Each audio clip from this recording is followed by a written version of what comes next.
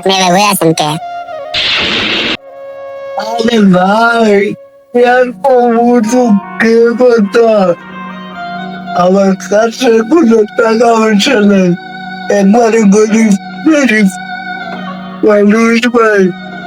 টাকা পয়সা না থাকলে যাওয়ার চাই হচ্ছে ভাই, বাড়িতে গিয়ে কেউ খাবারের টাকা পয়সা দিচ্ছে, বাড়ির সবাই বলতেছে ভিডিও গেলে ইনকাম করতে ভাই।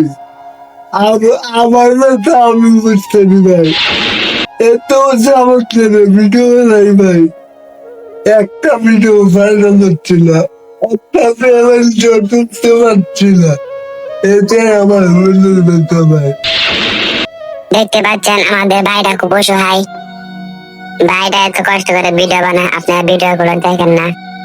এই অসহায় ভাইয়ের ভিডিও যদি একটা শেয়ার করে উপকার হয়, তাহলে আপনি এটা শেয়ার করে দেন না ভাই।